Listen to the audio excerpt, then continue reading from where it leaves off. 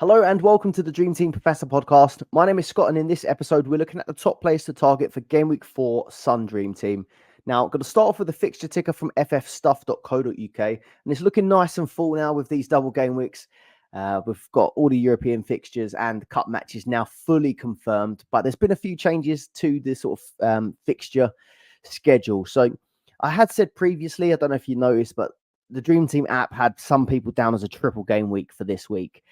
Which would have included Premier League, European matches, and Carabao Cup, which was never going to happen. So we expected that the Champions League teams would have their Carabao Cup matches moved to Game Week 5. That was pretty standard. However, I wasn't really expecting any non-European playing sides to have their games moved. So Newcastle, Chelsea, and Leicester were all down to play Carabao Cup in Game Week 4, but their matches got drawn for Game Week 5 or moved to Game Week 5 as well. So you'd be quite disappointed if you had Newcastle players, maybe an Isak or a Gordon, or Chelsea players, a Palmer, Madueke. Their Carabao Cup matches from Game Week 4 have now been put back, so they don't have a double game week this week anymore. Their double will be in Game Week 5. The same with Leicester as well. So no doubles in Game Week 4 for Newcastle, Chelsea and Leicester now. But there's some clear swings in fixtures that we can sort of look to target. So there's some teams with Europe that have 3 double game weeks in a row now. So they're going to be definitely on the episode for teams to target.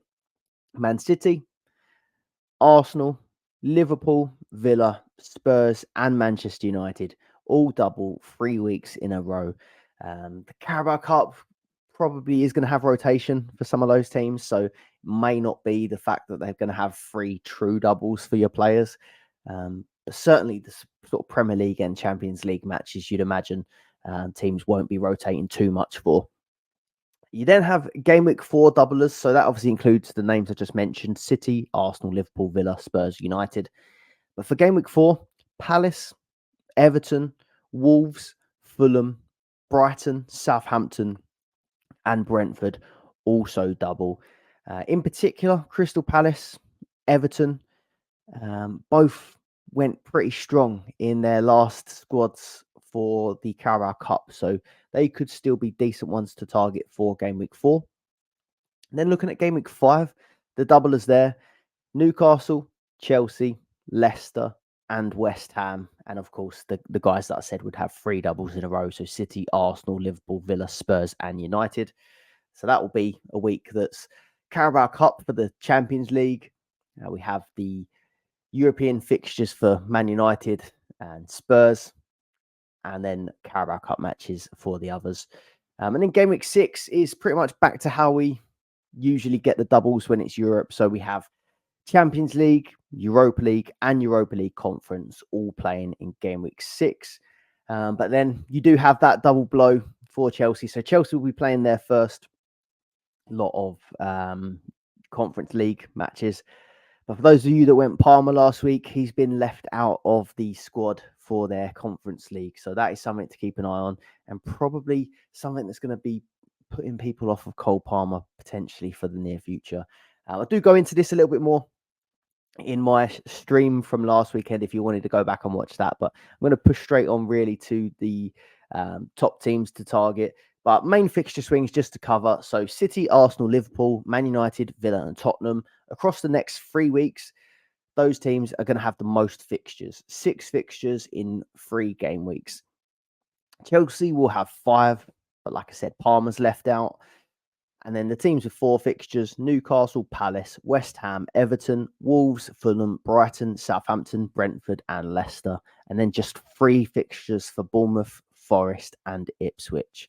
So the aim is going to be trying to move to majority of European players by Game Week 6. If you do want to check this out, it's on ffstuff.co.uk.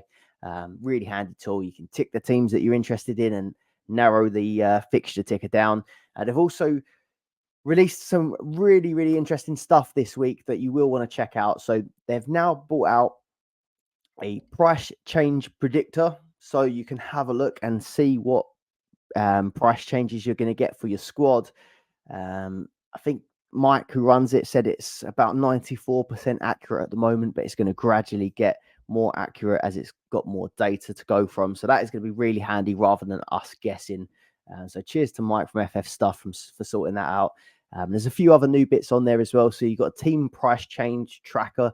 So you can literally go on your team, put your team ID in, which you need to use a manager search feature to find out your ID. But I can go on there now, put my team in, and I can see that if I make no changes, my team is due to go up by 0.8 as a prediction. So do check out ffstuff.co.uk. It's all free information there. So really, really handy to use. And then cheers to Mike for that. Really handy. So yeah, mainly focusing on European fixtures for game week 6, or working towards European teams for game week 6. But you can probably get away with a couple of Carabao Cup teams in the meantime. So like I said, Palace went strong last round. Everton went strong last round. And then Brighton didn't go as strong in the last round, but they do face Wolves at home. And they also have 2 really nice Premier League fixtures in Ipswich and Nottingham Forest, both at home. So my teams to target are going to be the European sides, plus Palace, plus Everton, and plus Brighton. It doesn't mean there's players outside of those teams that aren't good to have in your teams this week, but I think as a general strategy, we're going to want to try now and move towards these European players, because having an extra match each week does make a big difference. If you found that useful, please do leave a like, subscribe to the channel to get kept up to date with all the latest Dream Team content. And also check out the Dream Team Tonic podcast we recorded with our Patreon members last night. That should probably be out tomorrow to everyone else. And then we've got a link in the description below to our Patreon, but we've got a community of over 100 managers talking Dream Team on a daily basis in a Discord. We've got exclusive articles as well. So as I said, check out the Dream Team Tonic podcast, link in the description below. Man City, we're going to start off with them. So Haaland has just scored back-to-back hat-tricks, highest scoring player on the game, 59 points.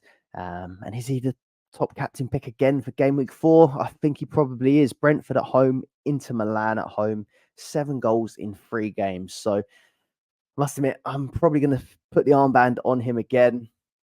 3-1 win against West Ham. And I'm a big Arsenal fan. You might think I'm a traitor there, but I went and watched this game because I knew someone that had a season ticket that couldn't go last minute. So I'm not going to turn down Premier League football. And I couldn't get a ticket for Arsenal that week, or that weekend.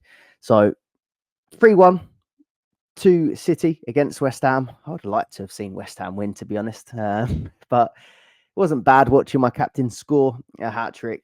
So 3 goals for Haaland again. I think surely everyone has him at this point, don't they? 26 points in this match. And I still think, like, if you haven't got him or you decided to go against him, just get him in. You don't have to be stubborn about it. He's that good. And now Champions League as well. His record's so good as well. Game week 4 looks good. Game week 5, you could argue, is tougher. Arsenal at home. And then Watford in the Carabao Cup. Is he necessarily going to play? We don't know, but I just wouldn't want to take that chance. I think he's basically fixture-proof, Haaland. KDB, someone that's interesting. He's done everything but get an attacking return in this West Ham match.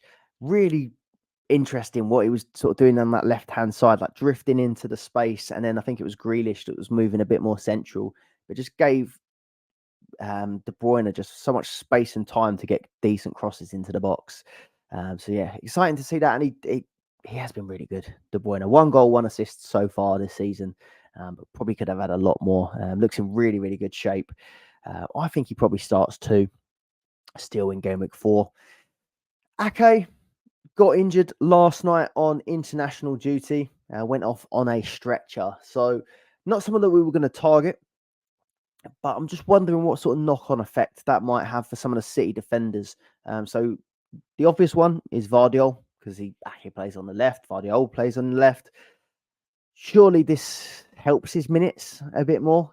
He has been playing a less attacking role, but he's still getting tackles, higher player performance marks for bonus. He's had 1 bonus twice, and then 3 bonus in the other match. But the 2 matches where he got 1 bonus point, he was only 1 ppm off getting 3 bonus in each. So he looks still really, really good for bonus points, even when he's not getting forward as much. So I'm happy to keep Vardiol. And it seems like his minutes might be a little bit more secure without Ake. Lewis is the other one that is getting a lot of attention. So he had a really good game in this game against West Ham. Again, got an assist, 8 points, but just drifting into attacking positions. He was basically playing at 10 at times. He's due a 0.3 rise again. So from 3.4 to 3.7. He's hitting bonus, getting tackles, and just you've got yourself an out of position defender, really, because you can benefit from the clean sheets when they get them, but he does seem to be getting into good positions. Got an assist in this one. I think he hit the crossbar in a different game. Yeah, really, really exciting. The only downside is Pep's been saying a few things like preseason ends now. Walker could come back in. He's not going to be able to play every single game, but he just looks so good. Even if he does end up getting one game a week or one game a week plus a sub appearance, I think it should still be considered. And then maybe there's a lucky chance that you do get 2 fixtures. So I still quite like Rico Lewis, but you just got to be aware that these starts could eventually end up diminishing a little bit as the season goes on. Phil Foden, where is he? We don't know. We haven't heard from Pep yet. There was some talk that there might have been a dodgy curry involved. There was pictures of him celebrating after one of the player award ceremonies, and he'd posted a picture of himself having a curry or in a curry house after. So there's been some rumours that it might have been a dodgy curry. We don't know the real answer, but I think we're just going to have to wait and see what Pep says. If Pep says that he's fine to start the next game against Brentford at home, though, he would be someone that's interesting at 6.2. And then Doku, I'm going to put him in the mix as well. So hit 3 bonus points for the second time this season. Both times he was on 11 ppm. So again, just one mark from having the maximum bonus on 2 occasions. And he's not even playing full minutes either. 68 minutes in this one and still almost got maximum bonus. So I think that's pretty impressive. And that's almost a sign that even if you did have him and he got 1 start and 1 sub appearance, he could very well still hit bonus points and get attacking returns for City. So still quite interesting. Just no certainty of 2 starts. You should consider maybe that game week 5, Arsenal are there, but 4 home games in a row for Man City. I think it is a good time to probably target their players. They're going to have Rodri come back into the mix. I mean, that could affect things maybe for Rico Lewis or maybe for some other midfielders.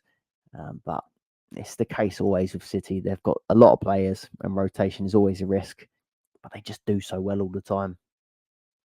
My team, Arsenal. So the fixture volume is there, but it's going to be a difficult 2 weeks, I think. Spurs away, Atalanta away, Man City away, and then Bolton in the Carabao Cup, I imagine, is going to have a lot of rotation. So for the next 2 weeks, I don't think that looks very appealing. I'll probably be keeping Saka.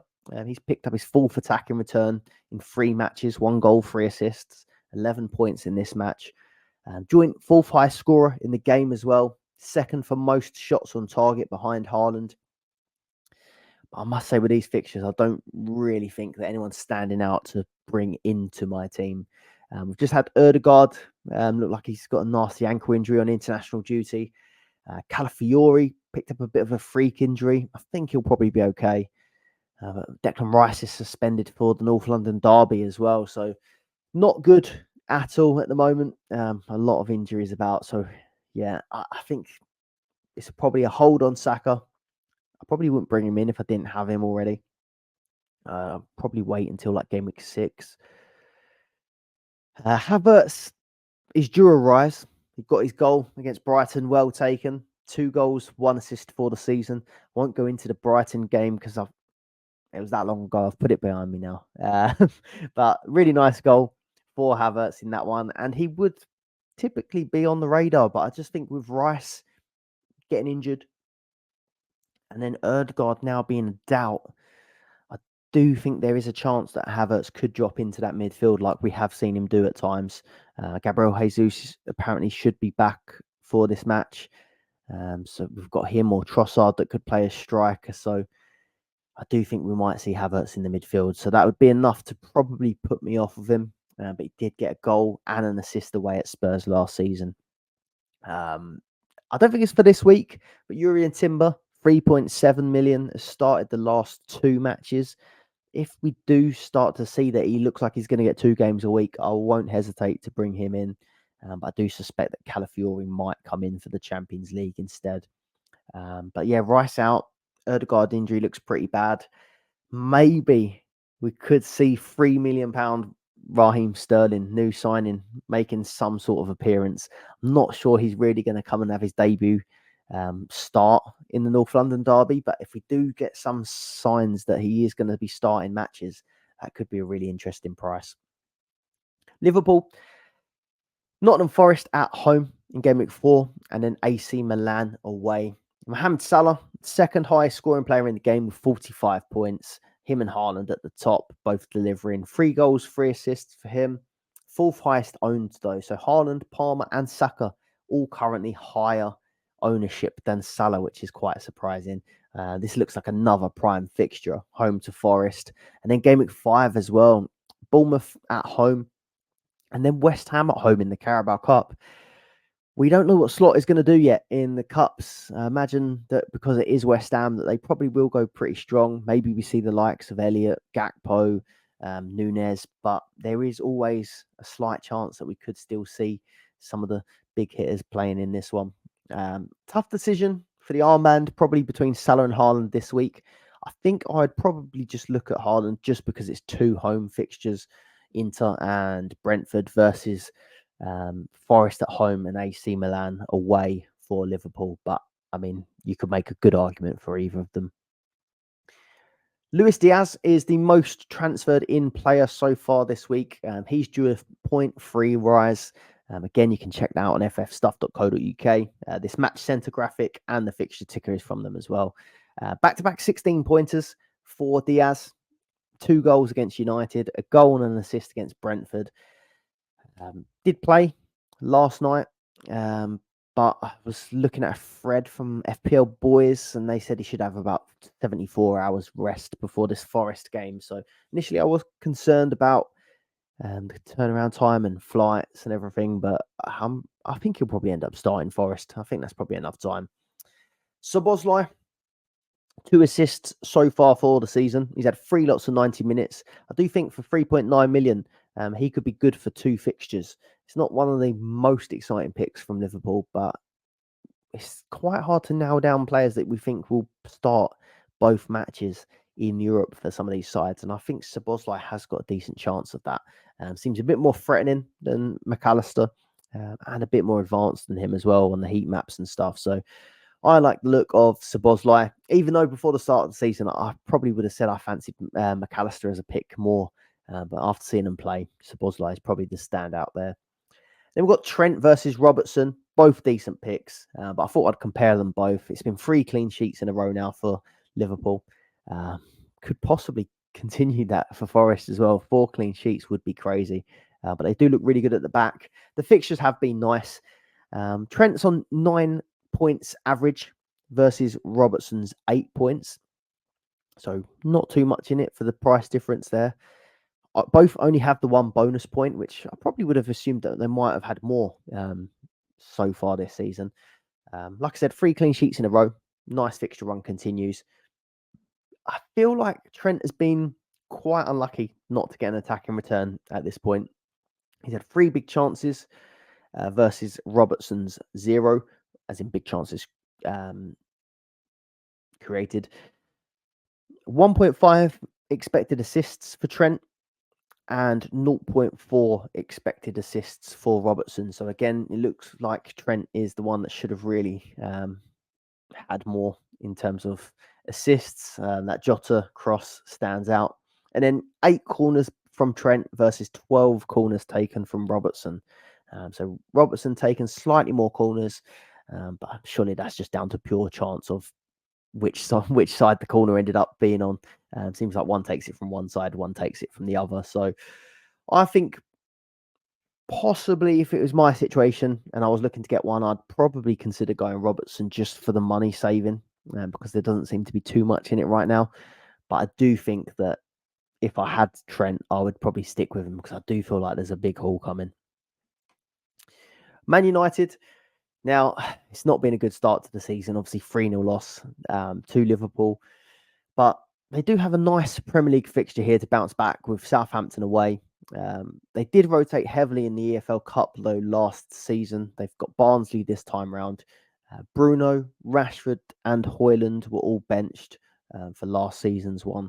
I think Mainu might have missed out as well, but he could have been injured, I think. But Ten Hag is under pressure at the moment, I think. So he could be inclined to go a little bit stronger than usual with this cup. But yeah, I don't think it's a given that you get 2 matches this week. But after that, game week 5, game week 6, game week 7, with the start of Europe, I think there could be some interesting choices.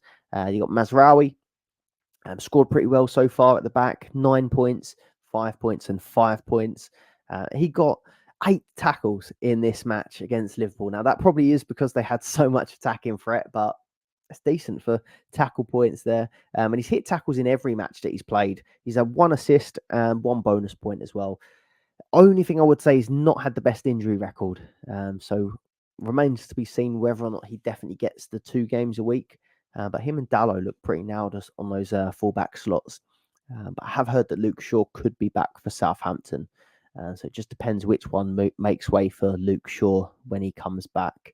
Mainu, 15 points so far. 8 bonus is the most of any player in the game. So that's pretty impressive from Mainu.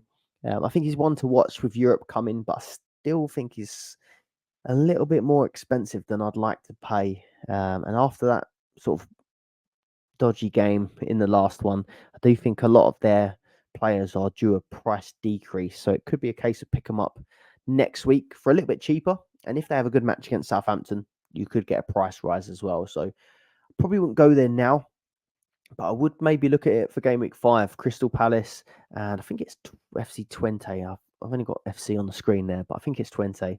Garnacho, someone that's interesting me, but at the minute still getting limited minutes, but he's been really unlucky in some of these games, and I do think that if his minutes improve, it's only a matter of time before he starts getting attacking returns. But yeah, I think it's probably a wait until next week. But I wouldn't blame you if you want to try and target that Southampton fixture. Villa, they're one that's really interesting me at the moment. So really nice fixture run. Everton home, Young Boys away. Game week 5 is Wolves at home, Wickham away. Game week 6, Ipswich away. And then you've got the big clash in the Champions League against Bayern for that second match in game week 6. Game week 7 is Manchester United at home. Now, up until sort of that Bayern match, that is a really, really nice run, I think, for both attack and defence. Ollie Watkins would be the typical person that we would pick for this run, but there has been a few issues so far. So question marks over fitness and minutes. He's played around 60 minutes in each game so far. Didn't go away with England due to some sort of injury concern, which I reckon was probably linked to the minutes. You've also had Duran, who every time he's been called upon has looked really, really good. Grabbed the goal in that Leicester match as well. And Ollie Watkins hasn't scored himself yet. No goals, but 1 assist. Very close in that Arsenal match, but hasn't happened so far. I really like the idea of him as a 12th man this week. I can't seem to shake it, but I know that it is a little bit flawed, both in terms of, is he fit? Is he just going to get 60 minutes again? And he's not exactly in form, but I just think sometimes the sort of form improves with the good fixture run, and Everton are in a pretty bad place at the minute. Wolves not been the best in defence, and then Ipswich as well. These 3 teams, I think, were right down the bottom for shots conceded and XG conceded. So I feel like there could be some goals in this for the Villa. I am tempted, but I know that after last season, Ollie Watkins does have some blanks in him. I think there was a double game week last season. I can't remember the fixtures, but a few of us backed him over Haaland. Haaland in a single versus Watkins in a double, and I think Haaland smashed it, and I think Watkins might have got 2 blanks if I remember right. So that was ingrained in there somewhere. Rodgers looks great on the eye test, but still yet to deliver the big points. 3, 5, and 3, which isn't bad for a 2.7 player. Just got a rise. Looks like a great Champions League enabler, though. He's played 90 minutes in all 3 matches. He's just scored 2 for the England under-21s, I think, including taking a penalty. Still up in the air who's going to be the penalty taker for Villa now that Louise has left, but I feel like it's going to be Tielemans. You've got Onana as another budget enabler, so he's due a 0.3 rise from 2.5. In theory, a much lower upside than Rodgers, you'd think, with Rodgers playing almost like a second striker or a winger at times versus Onana, who's a CDM. But Onana scored 2 goals so far. I think he only scored 3 all season last season. So he is due a rise. He will be a cheap enabler you can have for Europe. So far, he's only hit tackles and bonus in 1 match. So that is something to keep an eye on. He hit really good tackle numbers last season, but maybe that's because he was playing for Everton and they had a lot more defending to do. So it is something to keep an eye on, but something that I would be willing to consider just for the fact that I'm pretty sure that he would be nailed for 2 matches. And then can he get a decent score across 2 games for the 2.5 price tag? I think he probably could, but it's not a very exciting one. Martinez, 3.5 million. I think he's the safest entry into the Villa defence at the minute, which has me sort of conflicted because a lot of us wanted to go for the cheaper defender, cheaper goalkeeper. And 3.5 is a big outlay at the back. But I am tempted by Martinez as well because I just think there's no perfect defensive option at the minute. So Konsa went off injured for England last night.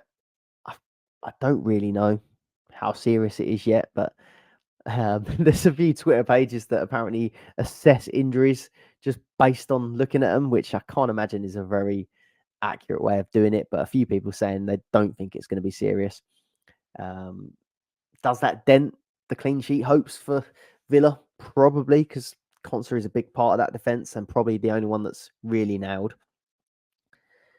But does that open up anything for Nedeljkovic, who I bought in last week and then he didn't play or came on as a sub, and Bogard ended up coming out of the youth academy and playing ahead of him. Matty Cash, we don't know whether or not he's fit yet. He's been out with a hamstring injury. A lot of question marks over the defence. So that is why sort of like Martinez is looking good. Digne, obviously, I think he's going to get a 0.3 rise for an assist and 9 points in this Leicester game. But will he play too with Maatsen available to play in the Champions League or Premier League, obviously? But I do think there's 2 really good players there that could take minutes off each other. So when you look at those potential options, I'd say Martinez is the one that's nailed for the 2 games. It's just whether or not you sort of have the belief in the Villa defence now that they have got these injuries. But I'll go on to my team at the end, but I am still interested in maybe bringing 2 Villa defenders in this week, or goalkeeper and 1 midfielder. Spurs, not overly keen for this Arsenal fixture, although Arsenal are struggling with a few injury problems. And then I think Coventry, that match is going to be unpredictable for the lineup. I remember last season they did rotate a fair bit in the League Cup. Game week 5 onwards, though, looks quite appealing. So Brentford at home, I think that's Carabao in game week 5. Game week 6, Man United away, Fenerbahce away. And then game week 7, Brighton. If they do end up going strong in Europe, I think Spurs will have some really good assets, but we just have to wait and see what they do. Son, 3 goals against Arsenal last season. So does well in this fixture. I still wouldn't be keen to buy him, though, with that Arsenal defence. But if I had him already, I don't necessarily think it's a sell. Porro, I think it's an unlikely clean sheet, but he's always a threat going the other way. He's had 1 goal so far, 2 bonus, and hit tackles in 2 of his 3 matches. And he's had a shot on target in 2 of his 3 matches as well. So I don't think you're really buying him for the clean sheets. It's more the bonus and the attacking returns. But yeah, can't see clean sheets this week, but maybe game week 5 could be a decent one if he ends up playing European football as well. Solanke, We don't know the latest, and sounded quite confident that he'd be fit and back for the Arsenal match. But we'll have to wait and see what they say in the press conferences. I've got Maddison. I'm not loving this fixture really, but Arsenal's midfield is looking a little bit light with Rice and maybe Erdegaard being out. So I'm going to keep Maddison anyway and hope that he gets minutes in the European fixture. If I can get sort of 60, 70 in both, I'll take that. Romero, I actually was starting to look at him as maybe being an option when European football starts, but I saw that he has a outstanding ban from, I think it might have been last season's. Did they play in Europe last season? Whenever he was last in Europe, he has an outstanding ban, so he will not be available for that first European match. So yeah, don't get Romero in thinking you're going to get a double game week out of him. But if you fancy him for Arsenal and then Brentford at home, then maybe it's worth looking at. Johnson and Kulusevski, I think, could be nice enablers. I know they're not completely nailed, but it's the price point that is making me slightly interested.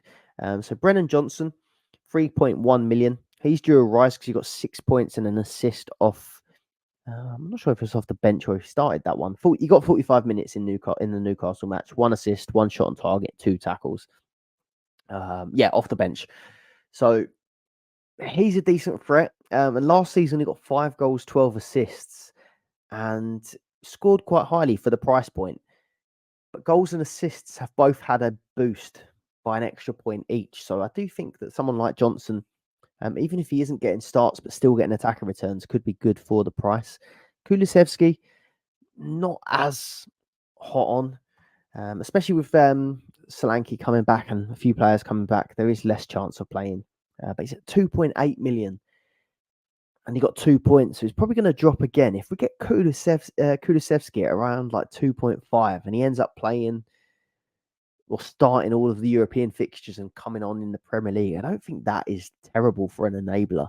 I don't think you're going to get many enablers around 2.5 that are going to be sort of having the goal threat that he'll have or Johnson will have. So I am slightly interested. Kulusevski got 8 goals, 3 assists last season, but I do understand it's not like a perfect double game week player. You could also get lucky if they don't start Arsenal and a Kulusevski or a Brennan Johnson ends up starting Coventry. You might like the look of that. Crystal Palace, like I said, so obviously no Europe, but they do have a double this week, and you would imagine they probably are going to play it full strength. Leicester at home and then QPR away. Game week 5, Man United at home. Game week 6, Everton away. Don't look the worst, but then game week 7 is Liverpool at home. So I think I wouldn't be massively keen on buying maybe Eze. But if I did have Crystal Palace players, you could probably hold them. Eze started all 4, played 90 minutes in each, including the cup. And it is a nice double game week. 2 goals, 1 assist in 4 matches, 6 shots on target in 4 matches, which at least 1 every match. Just no bonus hauls yet, which is a bit strange because he was really good for bonus last season. But I think he seems like it's probably going to be a fine hold even through the singles. If you are happy to have him as your last player to upgrade, I don't think that is a problem. If you've got Henderson in goal, I think you'll be keeping. He started both in the last cup double, and the next 3 look okay. And I think Munoz as well, if you've got him, he's hit tackles every match. In 2 of the games, he's had 2 points for tackles and 1 assist already. So I don't think he's a huge issue if you have got him already as well. And then Everton, they're a confusing one because it's been a bad start to the season, but they've actually had some decent picks, really. Keane, I don't like Michael Keane, but he's done okay for the price point, filling in with an injury. Obviously, Dwight McNeil, I won't go into I will go into it. Dwight McNeil, I started the season with him, took him out after not the best first week, and he's smashed it ever since. One of the top performing players this season. And then a Robingham as well, as a cheap enabler, has been doing really well for the price. So Aston Villa away, obviously tough fixture. Southampton at home. Southampton rotated a fair bit and Everton went strong, so that might be okay. McNeil, 3.3, so 12 points the last game, averaged 7.8. He's had a goal and an assist. 30 player performance marks is the most of any player on Dream Team at the moment as well. So absolutely smashing it for bonus points. You've got a Rogenham, 2.1 million. Still worth the price, doing really well for tackles.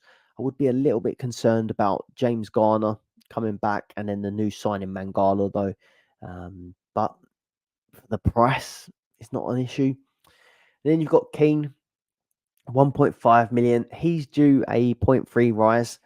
I don't know what the latest is on Branthwaite. I've seen some Twitter pages say that he should be back soon. But PremierLeagueInjuries.com, I've got a little picture from their site on screen, so check that out. They had Branthwaite down as returning on the 28th, which is a little way away yet. So we'll have to wait and see what Daesh says. But if it is the 28th, you might be right with Michael Keane for the price. Coleman and Patterson, though, are both out injured, which means you could also get Ashley Young at 1.4, or if they choose to bring the youngster Dixon in at 1.5, I seem to think they'll go for Young. But there are a few real budget players there if you need to do it to get like a KDB or something in. But yeah, it is a risk. They've not been the best defensively so far. And then lastly, Brighton. So 2 nice Premier League fixtures with that Carabao Cup match in between. But just question marks over what they'll do in the Carabao Cup match. They have 2 wins? 2 wins and a draw so far. I think they're unbeaten. But I think they might have been a little bit fortunate in the Arsenal game with the sending off. Man United as well had some real big chances in that game. But they're doing well. Pedro, 3.8, should rise, 0.3 million. 2 goals in 3 matches. We've seen that he does well for bonus and tackles as well. He didn't play Crawley in the Cup, but this is a tougher fixture against Wolves. Just played 45 minutes on international duty with Brazil, so probably not any sort of fatigue, but it could be that the flying is an issue. But I reckon he'll come back and start Ipswich, to be honest. But I'm preferring looking at going towards Europe now. I know this is tempting, 2 nice home fixtures, but I just want to get my team set up for Europe. And after game week 4, or maybe game week 5, you probably will want to move him on again. So I don't mind. Shout Pedro as a punt if you like the rest of your team, but it's not one that I'm going to be going for. Right, if you've enjoyed that, please do leave a like and subscribe if you're not already. I did cover this on my stream and not much has changed, but I'll run you through how I'm thinking about my team at the minute. I haven't got my score from the last game week. But yeah, I'm 2.4k at the minute, and I think I hit 122 points last game week. And the Djokovic and Rogers came in for me for Hall and Pereira. I think they scored exactly the same as the guys that took out, so no real gain there. But a green arrow to 2.4k. Right, so a few ideas that I've got, and it's these 2 that I keep flicking between. So at the minute, I've got Sells in goal, and he's got Liverpool, and he's got no doubles coming up. So I'm wondering, do I upgrade Sells to Martinez? I could leave Nedeljkovic there because he's got 2 matches, and even if he does come on and make a sub appearance and doesn't start any, he could end up with 2 points, and that 2 points could definitely match or outscore Sells, because I do think Sells is going to concede quite a few goals against Liverpool. So there is that thinking to it. But I did see Nedeljkovic is due to drop 0.2, which is a bit frustrating, really. I'm not going to go on about how I thought he should have started. Maybe he's got more chance to start if Concert is out. Maybe Bogard goes centre-back. But then I question how sturdy a defence of Nedeljkovic, Bogard, Torres and Digne might be. Maybe Carlos comes back into the mix from injury, or maybe Cash does.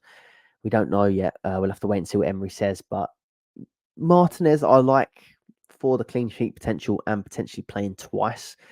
To enable that, though, I would need to drop Isak down to, well, I wouldn't need to, but I would look at dropping Isak down to Onana. Like I said, 2 matches. I think he's nailed for both. We'll get the price rise, but not a very exciting option. I don't expect him to do very much in the way of points. If he just ticks along for the two and a bit million, I don't think that's too bad. And then maybe I can move him on once I built a bit of budget from him. So I'm liking the look of that at the moment. That gives me £2 million budget, which obviously I wouldn't like to have in the bank, but I think I'd be taking a hit on points this week to then be able to next week do some really nice upgrades. Maybe 1 million on 2 separate players as an upgrade. I could do maybe Nedeljkovic up. If he's going down to 2.3, I'd be looking at 3.3, and then Robinson. I think he's due to go up by 0.1. So Robinson 3.4. I could upgrade. He'll go to 3.5, and I could chuck £1 million on him as well. So maybe I could get a Porro in there in defence. And then I'm not sure what I'll get from Nedeljkovic up to a 3.3, but I'm sure I'd be able to find someone that might play Europe. So that is one of the ideas I'm liking. I do really like Tielemans as well as an option, but I think that limits me to just having only 1.1 million to make upgrades. And then I feel like, is the sacrifice really worth it? Am I going to actually be able to move to a nicer European looking side? I'm not certain. So while I think Tielemans is a much better pick than Onana, I don't know whether I'd rather just have the bigger enabler and then upgrade elsewhere. Something else I'm thinking about, I wasn't actually favouring this one initially, but now one I'm getting a little bit more keen on. I was chatting to the rest of the guys at Dream Team Tonic yesterday. We were discussing sort of the injury to Ake and the international break. And I quite like the look of this as well. So it'd be 2 price rises. It would mean keeping Sells for now, which I don't really like. But that would be my enabling position instead of Onana. And then upgrading Nedeljkovic straight to Rico Lewis, get the 0.3 rise, take out the guy that's going down by 0.2. So it would work for budget. I think Lewis should still at least get 1 game a week, which the idea was to get doublers in really that have Europe. That maybe there's a chance, but I'm not that keen on it, or not that certain of it. Sorry, but Lewis can hit big points, and we do think that they are a much better defense than Villa. It just would mean that I don't get any Aston Villa defense, but the fact that if Concert is out has put me off slightly of Villa's clean sheet chances. And I'm trying to look at Lewis as well and think what games may he play and which games might Walker play. And this week, if it's Brentford at home and Inter Milan at home, I'm looking at that and thinking, who do they play off the left? Brentford, or if they do, sometimes they play a 5 at the back with 2 up top, don't they? Or sometimes 3 up top. But I'm thinking the threats that Brentford would have versus the threats that Inter Milan would have. I feel like Inter Milan would be more of a Walker game. And then Brentford would be one they're more likely to sit back, and Lewis could probably have that chance to get forward. So I don't mind the look of Lewis for that one. And then the week after that, game week 5, Arsenal at home, Watford at home. I feel like Arsenal at home would be the Walker match. Martinelli versus Walker, matching each other up pace for pace. And then if I can get Rico Lewis for Watford at home, that does look like a nice fixture. So I don't think it would be the end of the world if Walker did only end up getting the one, if Lewis only end up getting the 1 game a week, and then you get the rise. Worst case scenario, Pep roulette in full force. Lewis doesn't play at all. I think that would be really unlucky. The other move would be Isak down to Diaz. Now, I thought Isak would probably stay the same or maybe get a rise by 0.1. He looks like he's going to get a rise by 0.2. So Diaz will just still get a little bit more of a rise with 0.3. I do still think that Diaz is going to probably start Forest, but maybe go off around the 60th again. Then AC Milan, I'm not sure what Slot will do, to be honest. If it was Klopp, I would have said that he would probably bench Diaz and fully rotate or change it up a little bit. But where it's Champions League this time out, I don't know. I feel like maybe there's a chance that Diaz gets 60 again. And if he does end up with two lots of 60, I don't mind that. He's doing damage even when he is getting subbed off early. So these are two, I feel like these are two pretty template moves. Two players that are both in the most transferred in players, I think, this week. But if I ask myself honestly, I do think it is two better moves than in this previous one with Onana and Martinez.